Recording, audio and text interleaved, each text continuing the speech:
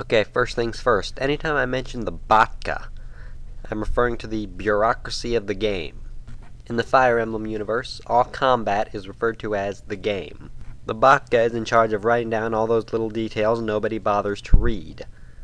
And they also have referees on the battlefield taking care of all those little details nobody bothers to wonder about. Like when a weapon breaks, it's actually confiscated by the BOTG. When someone drops a weapon, the BOTG makes sure no one picks it up. And when a unit promotes, the BOTG's got their costume changed for them. It's basically like the DMV of Fire Emblem. Nobody wants to go there, but they need to get their fighter's license. And yes, I did make all that up. Okay, on to more serious matters. If a unit is riding something, whether a horse, a pegasus, or a wyvern, they have this skill called Canto.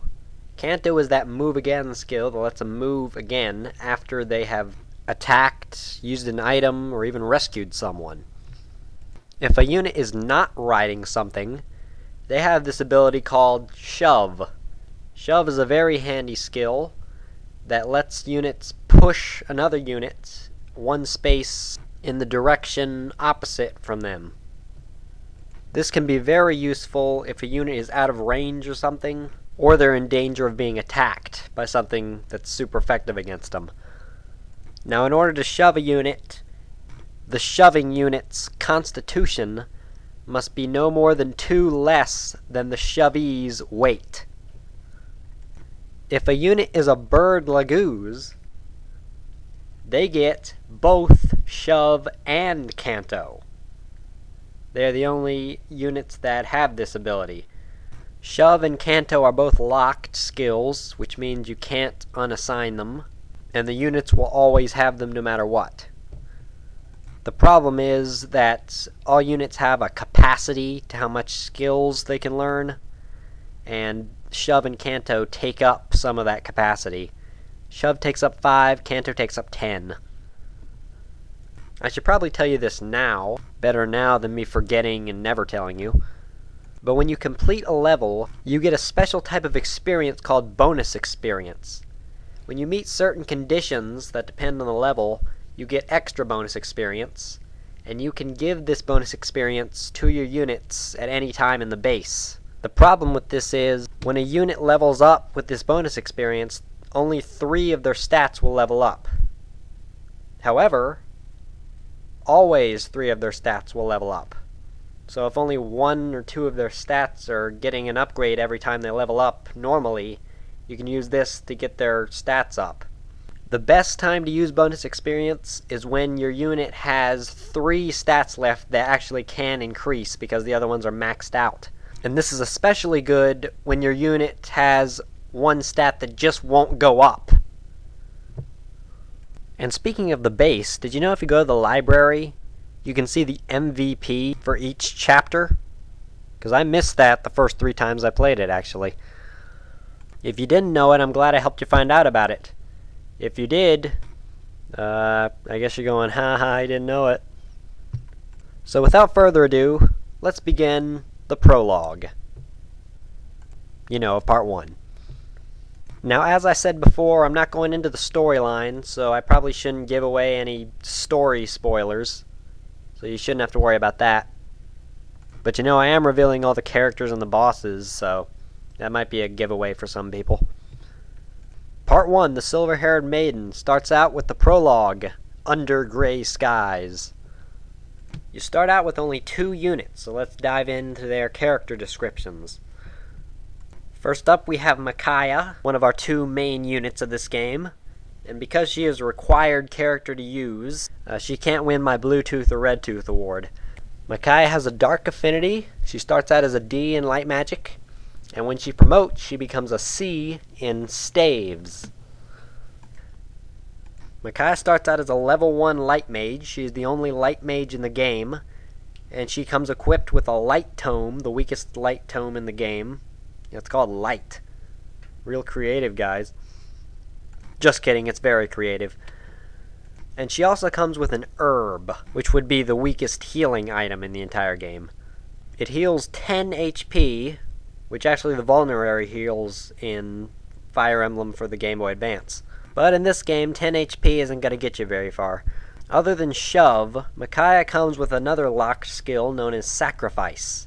This is a very interesting skill because it lets her take her HP and give it to another unit, of course sacrificing her own HP, hence the name. Of course she can't give them all her HP or else she'd die, but she can give all until she has 1 HP left. This can be a particularly useful skill, but only really at the beginning of the game and the end of the game. Because at the beginning of the game, you have low-leveled units, and you need to heal them.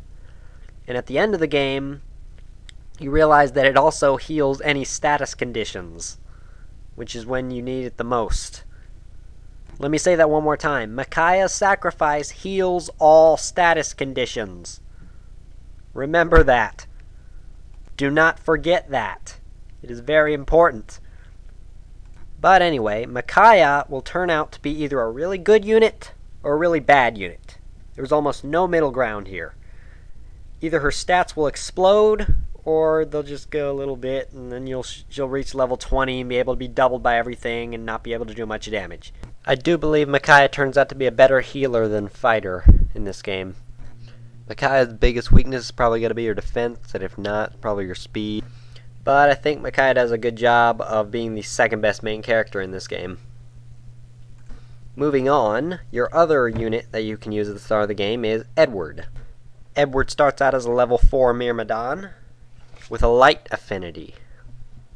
He comes equipped with an iron sword and a vulnerary. In Ray and Dawn, iron is no longer the weakest type of metal. That is now bronze. Bronze is so weak that you can't critical with it, not even with your best unit. It is impossible to critical with a bronze weapon.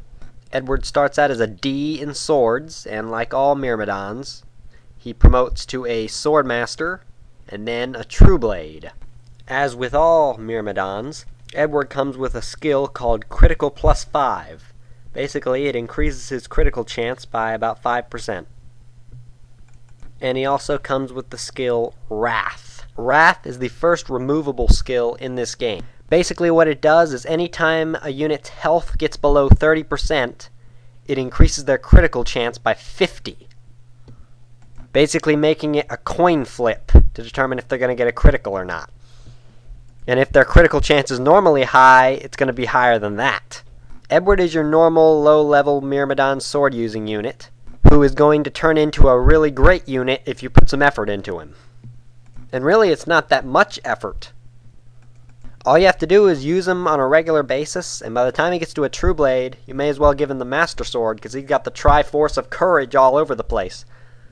His big weakness is actually his resistance, but resistance is the easiest weakness to cover up, which you'll find out about later. And this doesn't really matter because his speed is so high, he's going to be dodging every attack they throw at him. Needless to say, he's going to be doubling everything right back. With his tremendous speed, awesome skill, and reasonable strength, Edward receives my Bluetooth mark of recommendation. Now when you first start out in the prologue, those are the only 2 units you'll be able to use, but 4 turns in, another unit will join your party. Leonardo da Vinci was a famous scientist, mathematician, engineer, inventor, painter, sculptor, botanist, musician, writer, and is known for works such as the Mona Lisa and the Last Supper. He is considered the epitome of great painting. This Leonardo is a subpar level 4 archer with a water affinity. He starts out as a D in bows, and if you really want him to, he can promote to a sniper and then a marksman. He comes with an iron bow, the second weakest type of bow, an herb, which you know about, and a Draco shield, the first stat increasing item of the game. This Draco shield will increase defense by 2 points. I recommend holding on to it because the 3 units you have right now probably aren't going to benefit from it much. Edward's not really going to need much defense. Leonardo you probably won't end up using. And Micaiah you're probably not going to get hit at all because her defense is really low. From this point on, I won't be mentioning who has Shove and who has Canto because that was the whole point at the beginning. So Leonardo's only skill is Cancel. Now this is a removable skill, and you're probably gonna want to remove it eventually, just maybe not at the beginning, because you can't at the beginning. because you don't go to the base at the beginning. But anyway, Leonardo has cancel, which prevents enemies from counterattacking. But the thing is, Leonardo is an archer. He's going to be attacking indirectly, and the whole point of that is enemies don't counterattack, because most of them attack directly. And when you're going to actually have Leonardo go up against an indirect attacker, it's usually going to be the finishing blow, because he's not going to be able to take him on himself. And I mean, it's really rare for an opportunity for Leonardo to cancel someone and actually help. Usually they're going to be canceled and die. But one thing you should note before you take off Leonardo's cancel is that make sure that you have someone you want to give it to. Because when a unit has one of these removable innate skills, it doesn't count to their capacity.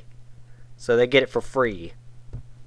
That's also a good reason not to mess with Edward's Wrath. I'll finish the prologue next time. Thank you, bye.